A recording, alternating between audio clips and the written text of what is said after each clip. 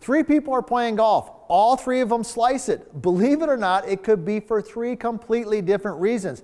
How do you know where to start? Well, you've come to the right place, because today we're talking about why you slice a golf ball and specifically what part of your golf swing might be causing it and how to fix it. I'm PGA teaching professional Todd Kolb, Director of Instruction for US Golf TV and the Sanford Power Golf Academy. And man, if you're slicing it, it could be for a variety of reasons, and you've got to have a variety of drills to do to help you fix and understand which one of those is going to help you eliminate that slice. And we're going to do that here today. We're going to talk about 3 specific parts of the golf swing that could be causing you to slice it and how to fix it. Now, I'm telling you this, if you love golf, US Golf TV is the place for you. Be sure to subscribe, because we got great content coming out all the time, and be sure to ring that bell so when that great content comes out, you get a notification and you're ready to start playing better golf immediately. Now, let's dive right into this. You're slicing the golf ball. I want to talk about 3 different areas. Maybe it's in your setup, maybe it's in your takeaway, or maybe it's in your transition. And if it's in one of those 3 spots, we got to have a specific drill to fix that. So let's dive right into it. Let's talk about the setup, because believe it or not, your golf swing might be pretty good, but you might be set up that's causing you to actually slice the golf ball. So what does that look like? A setup that's causing the slice would look something like this. I'm a right-handed golfer, so I'm going to demonstrate from the right-handed position. If you're set up and your feet and your body and your hips are aimed to the left of the target, all right, if you're aimed left of the target and your trail arm, which is your right arm for a right-handed golfer, would be the opposite, of course, for a left-hander, is high and up on the top. Okay, so you're set up basically like this. My feet, my hips, my body are aimed to the left. My trail arm is kind of high, and my weight's on my back foot. I don't care what your golf swing looks like, you're probably going to slice it, all right? So what's the fix? What's the fix? Well, let me go through the steps that set you up to actually draw the golf ball. So step number 1 is you want to have more weight or pressure on your lead foot. So if you've watched any of our content before, you know we love this phrase called 60-40. And what we mean by that is we've got about 60% of our weight or pressure on our lead foot. Now 60 is just a general number. It could be 55 or whatever, okay? But we want a little bit more weight on the lead foot than we want on the trail foot. I also want to see your lead hip, okay, more over your lead foot. So notice my lead hip is more over my lead ankle. My trail hip, my right hip, is more inside my ankle, all right? So that's tip number 1 in the setup. Next tip is I want your upper body to be tilted slightly back and behind the golf ball like this. Not a lot, but notice my upper body is tilted just a little bit this direction. And the third tip is your lead arm, left arm for me, is going to be slightly higher than my trail arm. All right, so let me recap that real quick. I've got a little 60-40 with my hip over there. Okay, got a little bit of tilt in the upper body, and my lead arm is a little bit higher. So those would be the things that you can do in your setup that might be causing you to actually slice the golf ball. All right, now how about this? How about the takeaway?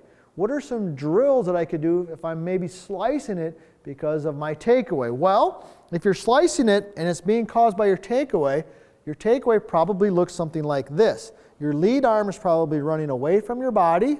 It's probably rotating, and the club is working in and around you in open club face. So you're set in there, your lead arm works away from your body, it rotates, and it goes behind you. Now in this position here, the club face is open, and the club's back and behind me. Now that doesn't necessarily mean that you're guaranteed to slice it, but it puts you in what I'm going to call an uncompromising position. You're going to have to do a lot of fixing in the downswing in order to get that in the right spot. So what's the drill that you should use? Well, the drill that I like to use is I like to use the logo on my shirt. So I got like the FootJoy logo.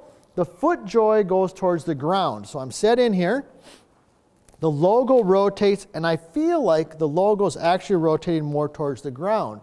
Now when I do that, my lead arm is working into my chest, and the logo is rotating down a little bit. So notice the difference in this position. Notice where the club is at. Notice the club face position because my logo is down. Now from this position, okay, it's not guaranteed you're going to draw the ball, but you're in a much stronger position in order to hit a good quality golf shot. So that would be the second tip. If you feel like maybe you're slicing it because of your takeaway, that would be a nice, easy way for you to fix that. Now, Let's talk about the third one, the transition. This is the most dicey one. This is the one that's probably the most elusive because it happens literally in the snap of a finger. You got a good setup, you got a good takeaway, and then boom, in the downswing, the transition, the club moves in a bad way and you start slicing it. So what does that look like? Well, typically from the top, the transition where the club and the arms go first, okay, they go first and they go out and across. That causes you to swing across the body and will, of course, cause you to actually slice the golf ball. So what's the fix for that? Well, the simple fix for that is what I like to call the step swing drill. Step swing drill. So this takes a little bit getting the hang of it, but it really works wonders. So I'm going to demonstrate it without a ball and then I'll do it with the ball. So what you're going to do is take your regular setup, okay, and what you're going to do is you're going to actually put your feet together. Okay, and as you make a backswing, as your club and your arms start to travel back, you're actually going to step forward. So feet are together. I like to do this drill with like a 6-iron or a 7-iron. So as my club and the arms swing back, I'm stepping. So you're actually stepping and swinging at the same time, but notice how they're moving in different directions. Your feet are going one way while the arms and club are going the other way. So you're set up here, and I swing it back and step forward, and then I go ahead and hit a ball. So let me demonstrate it with the ball. And what will happen here is that'll change your transition. Okay, that'll change your transition. So I'm set up here, I'm going to step and swing back. And that will change the transition from the top and help you get the club swinging more from the inside versus out and across. So 3 people are playing golf, 3 people slice the golf ball. It could be for completely different reasons. Maybe it's the setup, maybe it's the takeaway, maybe it's the transition. This information can now help you maybe decipher a little bit of what's causing the slice for you, but better yet, how you can fix it.